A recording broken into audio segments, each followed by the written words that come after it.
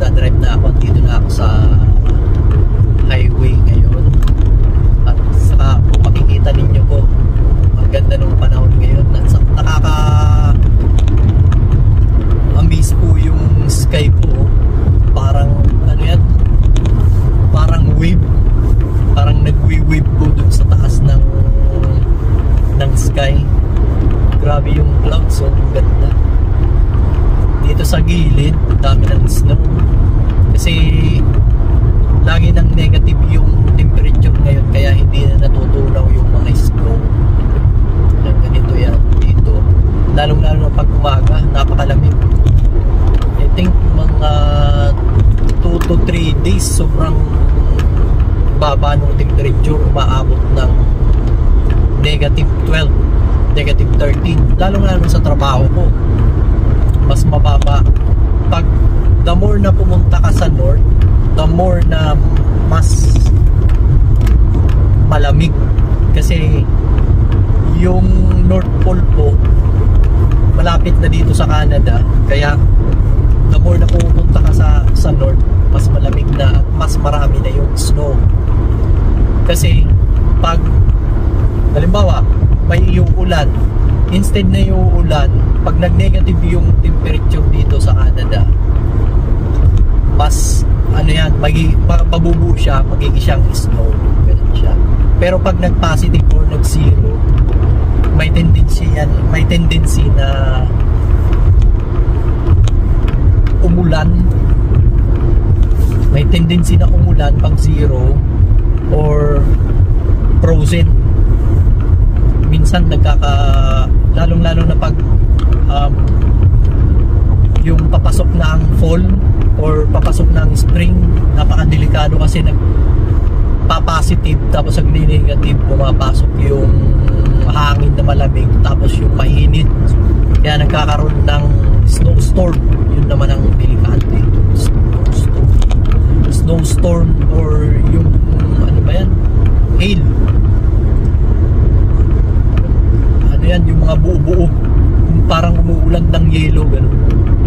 Hindi kagaya siya ng snow, para siyang cotton, ganun lang. Kaya ito, mabuti nga hindi masyadong traffic ngayon. Makikita ninyo sa daan, ganda, wala masyadong traffic kasi hindi pa masyadong rush hour. Ang rush hour dito, pag pumasok ng 4 o'clock or 5 o'clock, yan yung uwian hanggang alas 7 na yan, hanggang 7 o'clock na ng gabi. Pag umaga naman,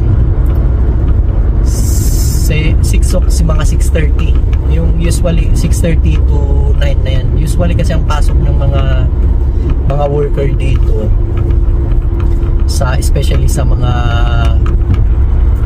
factory or warehouse, mga 6:30 yan or 5:30 ng umaga. Kaya dyan ang traffic, lalong na kung nasa city ka, pupunta kagaya ng Toronto, dapat talagang maaga ka. Dito naman dapat kung halimbawa malayo yung trabaho mo, galing ka ng city, papunta ka ng medyo countryside yung trabaho mo, dapat may sasakyan ka kasi wala ditong proper transportation, yung mga bus, mga taxi, kakaunti dito. Meron kang makukuha yung Uber. Pag nag-Uber ka naman, grabe, kung araw-araw ka nag-Uber, naman masyadong mahal. Ganun. Kaya karamihan dito meron talagang sariling sasakyan dito sa Canada, kasi kung wala ka, mahirapan. Kagaya ko, ang trabaho ko is from house hanggang dun sa trabaho ko is 45 kilometers. Kung wala kang sasakyan, wala kang masasakyan, walang bus na papunta dun sa amin, yung train paminsan-minsan lang dumaan, meron lang oras. Kung i-commute mo nga itong trabaho ko, aabutin siya ng 3 oras. Pag i-commute mo yan, depende pa yan sa availability ng mga bus, public transportation. Kasi minsan hindi yan, pag pagbaba mo dun sa bus stop, meron na kaagad. Wala, maghihintay ka minsan. Kagaya nito, ngayong malamig ang panahon, minsan mahabot yan ng mga 15 minutes to 30 minutes, lalo na pag may delay. Ang hirap, ang lamig-lamig. Kagaya nung una pa lang dito. Yun lang gusto kong i-share sa inyo, na hindi ganun talaga kadali ang buhay dito sa Canada. Pero maraming nagtsatsaga kasi yung future ng family, especially yung mga anak, yun, maraming trabaho dati. Pero ngayon kasi sobrang dami nung pinapasok ng Canada, halos wala ng trabaho ngayon.